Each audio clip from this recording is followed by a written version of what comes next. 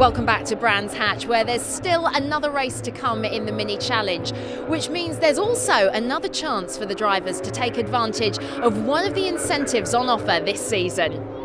The JCW class drivers have got the opportunity to win a full day test with 888 Racing in their touring car, give the drivers a real feel for the highest level of British saloon car racing. And the way that this works is that each race winner wins a lottery ticket, and that then gets put into a draw at the end of the season, and then the winner of that draw will get the full day test. So far we've got Jake Packen with 3 wins, Chris Smith and Chris Smiley with 1 win each. So they're all in the draw, and I'm sure there'll be other drivers entering the draw later in the season. The key things are that we wanted to give something back to the drivers. They really make a commitment to the mini challenge. So along with the support of Corbo, Showtracks and Powerflex, who've just signed up to the Best of British programme, as we've called it, we wanted to give something back to the drivers so that they feel like they're really getting something in return. Absolutely, it sounds amazing. Let's see what the drivers think. I think it's a great prize for the Mini Challenge JCW competitors, because it's everyone's aspirations to want to be a touring car driver and to see if they actually can make the grade. Obviously, if I've won a race now, I'm in the hat, so it sort of pressure's off a wee bit, but I'd like to continue it on so I have more chances of winning it. It's a great idea to have it so that you don't have to be the championship winner to get involved. So guys like Jake, for example, who had a problem with his gearbox early on in the second or third round, was able to get his name in the hat. And the more times you get your name in the hat, the better chance you've got of winning. There's a lot of opportunity for a lot of the races to win the tickets or to win the opportunity, and I'm looking forward to seeing how the grid turns out later on today. 888, I think, are offering the MG as a test day, which is fantastic. It's probably a £10,000-15,000 prize if it's for the day. Obviously, as touring cars, the next sort of step, it's sort of good that they're giving you somebody an opportunity to take down that route, so I think it's really good. I understand there's also a couple of brilliant incentives for the Cooper class drivers as well. Indeed, I mean the Cooper class is a really critical part of the Mini Challenge Championship, where there's an opportunity for drivers to feed through that and then move up to the JCW class. So the big prize is that the winner of the Cooper class this year will win a subsidised drive in the JCW class for 2014, and that prize is worth in excess of £16,000. So it's a really big prize. And then in addition to that, each race winner receives a Sunoco fuel voucher for 20 litres of fuel for every race that they win. Thanks, Anthony.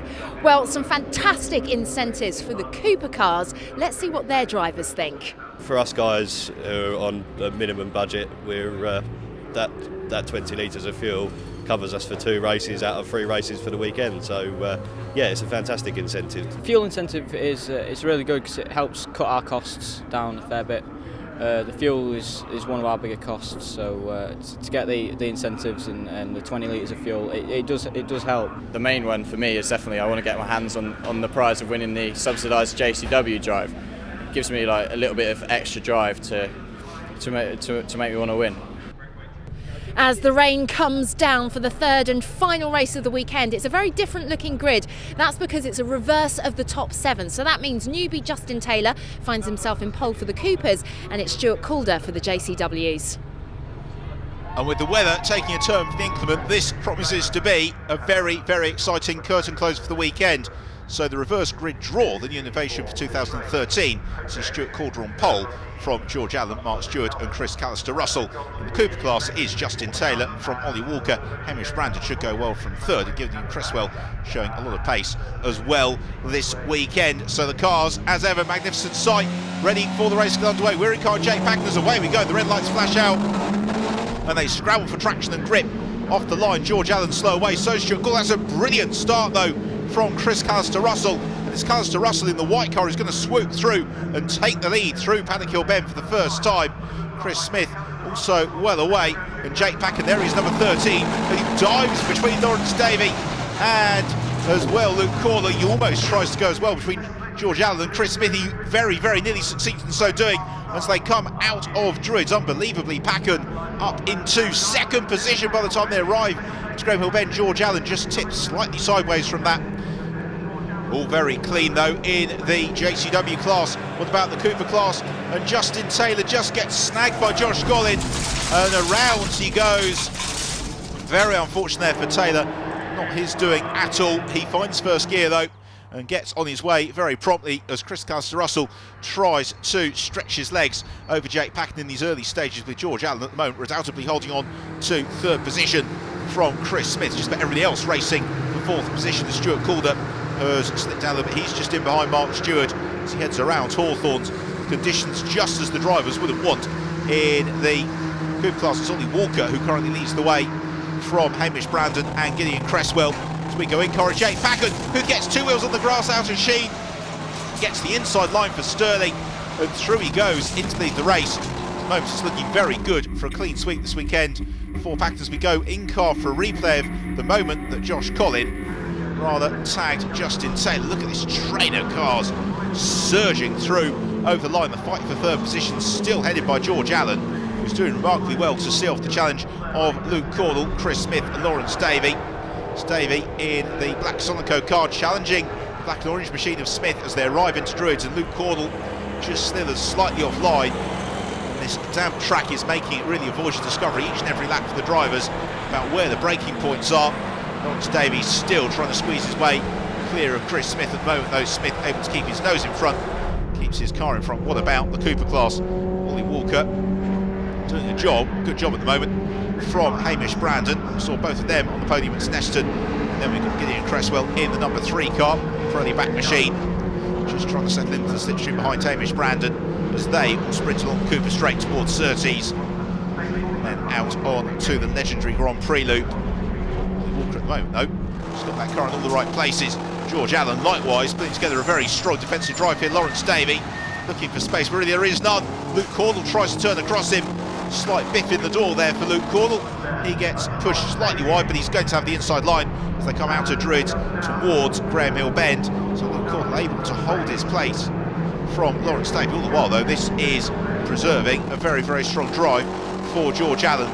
Lawrence Davey and Luke Cordell will be looking to challenge Allen if they can when they arrive into Surtees. Going through there as we've got an emergency car coming onto the track, and the red flag just as Jake Packen came on towards Westfield Bend, and the reason for that is a big incident, or so it would appear, for Patrick Mortimer in the Team Scare Electrics car in the JCW class. Let's see in-car with Mortimer goes sideways through Clark Curve, and the car digs in the gravel, over it goes. They built these minis very, very strong, so Patrick, I'm sure, is fine for that. Unfortunately, it's not the first time he's been sideways in the JCW class. He did it at Donington last year, and with 16 minutes elapsed, that gives us the result and the win for Jake Packen from Chris Callister-Russell and Chris Smith, with Chris Smiley, Lawrence Davey and Mark Stewart completing the top 6 as the rain falls ever more steadily. In the JCW class, it's Jake Packen from Chris Callister-Russell and Chris Smith, and in the Cooper class, Shane Stoney was able to pick his way past Ollie Walker, who withstood the pressure from Josh Collin to complete the Cooper class rostrum. Well, a very hard weekend's racing is complete. The teams give the drivers a huge round of applause. The drivers enjoy the spoils of victory as the champagne flies on already sodden Brands Hatch rostrum. Come through, had a good battle, and then I think I had a bit of a scrap with Chris for a while, for a lap or so. Got past him and just managed to get some good times in there and get a bit of a gap, because I knew Lee Allen was on slick, so I didn't want him coming through and catching me. So got a good gap, but towards the end it was getting pretty nervy, because he was really railing me in, because I'd used so much of my tyres bridging the gap. Yeah, we took a bit of a gamble. We stayed on the slicks while everybody else changed. And it was working for the first 3 or 4 laps where it was dry, but then it sort of kept raining and gradually getting slippier and slippier. But we sort of managed to hold on, and yeah, we came away all right. 7 races into the year. Let's have a look then at the championship standings, with Shane Stoney leading the way from Josh Collin, who's just 2 points clear of Chris Smith, and he's got Jake Packen as well snapping at his heels. Some interesting tactics from Shane Stoney with the tyres, but seem to pay off. And he's, of course, now got 6 out of 7 wins. Then there's Jake Packham, who's looking really, really strong. Can they both maintain their leads in the next round? Who knows? If you want to keep up to date with everything Mini Challenge, you can by going to our new website. There's also the smartphone app. Plus, you can follow us on Twitter and Facebook. We'll see you back here at Brands for the Mini Festival next time.